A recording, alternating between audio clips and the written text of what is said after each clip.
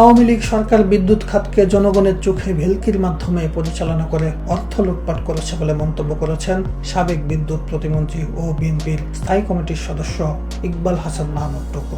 বৃহস্পতিবার BNP chairperson Gulshan কার্যালয়ে এক সংবাদ সম্মেলনে এসব কথা বলেন তিনি। বিদ্যুতের বিল পে করেন, আর বিশেষ করে প্রিপেড মিটার দিয়ে আপনারা যে বিল পেমেন্ট করেন, 100 টাকার কার্ড কিনলে 20 টাকা চলে যায়, 80 টাকা থাকে বিদ্যুতে।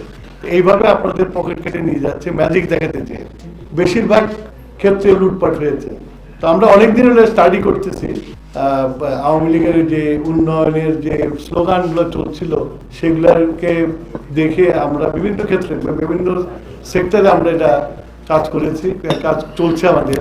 বিদ্যুতেরটা আমি মোটামুটি শেষ করে, এখনো শেষ হয়নি, তবে যতটুকু করেছি এর থেকে আপনারা একটা আইডিয়া পাবেন যে তারা মানুষকে বিদ্যুৎ দেওয়ার নাম করে মানুষকে কিভাবে আমাদের মানুষ পকেট কেটে নিয়ে গেছে, এবং এগুলো বৈদেশিক মুদ্রায় পেমেন্ট করতে হচ্ছে। এবং 2027 সালের পর থেকে এদেশে একটা ভয়াবহ ফরেন এক্সচেঞ্জ ক্রাইসিস হবে, এবং তার মূল কারণ হবে বিদ্যুৎ।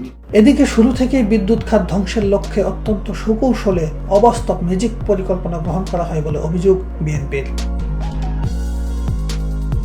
অন্যদিকে রাজনৈতিক তর্ক বিতর্কে আওয়ামী লীগের দুর্বৃত্তায়ন, চুরি, লুটপাট নিচে চাপা পড়ে যাচ্ছে বলে মন্তব্য করে বিএনপি মহাসচিব মির্জা ফখরুল ইসলাম আলমগীর এসব গণমাধ্যমে প্রচার করার আহ্বান জানান। এই জিনিসটা আপনারা একটু, আমাদের অনুরোধ থাকবে যেটা আর কি, আপনারা এটা একটু ভালোভাবে প্রচারের একটু ব্যবস্থা নেবেন, কারণ এই রাজনৈতিক তর্ক বিতর্কে আপনার এই আওয়ামী লীগের যে দুর্বৃত্তায়ন, তাদের যে চুরি, তাদের যে আপনার লুটপাট, এটা কিন্তু আপনার নিচে পড়ে যাচ্ছে।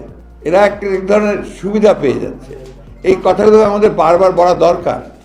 এই কথাগুলো না বললে আপনার আওয়ামী লীগের যে দুর্বৃত্তায়ন এবং আওয়ামী লীগ যে ধ্বংস করে দিয়েছে দেশটাকে, এটা আমি আমার যে ভাষায় বলতে যে ফোকলা করে দিয়েছে, এটা কিন্তু মানুষ আস্তে আস্তে ভুলে যাবে।